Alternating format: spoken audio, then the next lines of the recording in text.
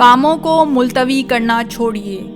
یہ ایک زہر ہے جو آہستہ آہستہ آپ کی زندگی کی خوشی کو ختم کر دیتا ہے۔ اکثر لوگوں کو ٹال مٹول کرنے کی عادت ہوتی ہے۔ سادہ الفاظ میں یوں کہہ لیجئے کہ کسی کام کو کسی اور دن کے لیے روک دینا یا ملتوی کرنا، کوئی اور دن جو اس سے بہتر ہوگا۔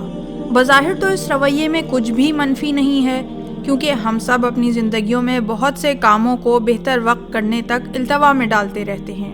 تاخیر یا کاموں کو ملتوی کرنے کے متعلق سب سے بری بات یہ ہے کہ وہ بہتر وقت کبھی نہیں آتا۔ تاخیر کرنے والے اصل میں چیزوں کو ملتوی نہیں کرتے، یہ اسے صرف ایک بہانے کے طور پر نامعلوم وقت تک استعمال کرتے رہتے ہیں، اور بسا اوقات تو ساری زندگی اپنے افعال کی حجت کے طور پر استعمال کرتے ہیں، جیسے کہ پرانی کہاوت ہے کہ کل کبھی نہیں آتا۔ تاخیر کرنے والے امیدوں، خواہشات، چاہیے اور ہو سکتا ہے جیسے الفاظ کے ساتھ اپنی ساری زندگی ناخوشی میں گزارتے ہیں۔ اگر آپ ایسا کرتے ہیں تو اس کا مطلب ہے کہ آپ نے خود کو دوسرے لوگوں اور حالات کے رحم و کرم پر چھوڑ دیا ہے، اور کوئی کام کبھی بھی ویسا نہیں ہو سکتا جیسا آپ چاہتے ہیں۔ ایسا کرنے سے آپ اپنے دماغ کو بتاتے ہیں کہ آپ دوسروں پر انحصار کرتے ہیں، بجائے اس کے کہ آپ کی زندگی آپ کے اختیار میں ہو۔ آپ کی زندگی حالات، واقعات اور ارد گرد رہنے والے لوگوں کے قابو میں ہے۔ زندگی کے معاملے میں اس رویے کے ساتھ کوئی کیسے خوش رہ سکتا ہے؟ ابھی حال ہی میں مدد کے لیے مجھے ایسے شخص کا پیغام موصول ہوا جو پچھلے 30 سال سے ناخوشگوار شادی شدہ زندگی گزار رہا تھا، تاہم وہ چیزوں کے بہتر ہونے کا انتظار کرتا رہا جو کبھی بہتر نہیں ہوئیں بلکہ بدتر ہوتی گئیں۔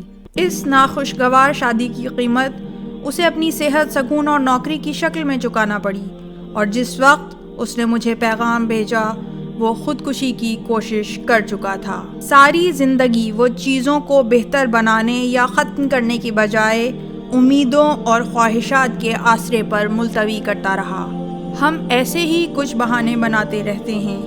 اگر مجھے یہ والی نوکری مل گئی تو حالات بہتر ہو جائیں گے، اگر میں شہر بدل لوں اور سسرال والوں سے دور چلا جاؤں یا چلی جاؤں تو ہو سکتا ہے چیزیں بہتر ہو جائیں، اگر ہمارا بچہ ہو جائے تو حالات بہتر ہو سکتے ہیں، اگر ہمارا ایک اور بچہ ہو جائے اور میری بیوی بچوں میں مصروف ہو جائے تو ہو سکتا ہے کہ بہتری آ جائے، ہو سکتا ہے بچے بڑے ہو جائیں تو حالات بدل جائیں، اگر ہم رشتہ داروں سے دور چلے جائیں اور مڈل ایسٹ میں سیٹل ہو جائیں تو شاید بہتری آ جائے۔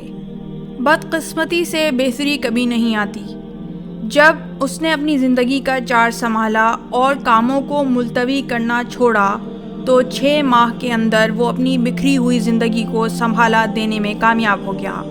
اب وہ خوش اور مطمئن ہے اور زندگی کے مزے لوٹ رہا ہے۔ چند مخصوص رویے جو کہ کاموں کو ملتوی کرنے والے لوگوں میں پائے جاتے ہیں کچھ اس طرح ہیں: جس نوکری سے ناخوش ہوں اسی پر ٹکے رہنا، ناخوشگوار شادی شدہ زندگی کو کھینچتے رہنا، ایسے دوست یا رشتہ دار جن سے تعلقات اچھے نہ ہوں کا سامنا کرنے سے کترانا، ساری زندگی ایک ہی شہر میں گزار دینا، سگریٹ نوشی اور منشیات چھوڑنے کی کوشش کرنا، سیر، ورزش، کھیل یا ڈائٹنگ شروع کرنے کا فیصلہ کرنا، کسی اہم کام کو ختم کرنے کے لیے نیند یا تھکاوٹ کو بہانہ بنانا، اسکول یا دفتر کے اہم کام کو نہ کرنے کے لیے بیماری کا بہانہ بنانا، کسی دوسرے شہر میں اچھی نوکری ملنے پر بچوں کی وجہ سے نہ جانا، نماز کی ادائیگی کے لیے تھکاوٹ، وقت اور ناپاکی کا بہانہ بنانا۔ اگر آپ اپنی دنیا بدلنا چاہتے ہیں تو کاموں کو ملتوی کرنا چھوڑیے، بس جو آپ کرنا چاہتے ہیں کر گزریے۔ یاد رکھیے آپ میں اتنی قوت ہے کہ اپنی زندگی کا چارج سنبھال سکیں، اور کچھ بھی کرنے کے لیے آپ صرف کرنے کا سوچئے بغیر کسی لیکن اور اگر مگر کے۔ ان اللہ لا یغیر ما بقوم حتی یغیروا ما بانفسہم، اللہ کسی قوم کی حالت اس وقت تک نہیں بدلتا جب تک وہ خود کو تبدیل نہ کر لیں۔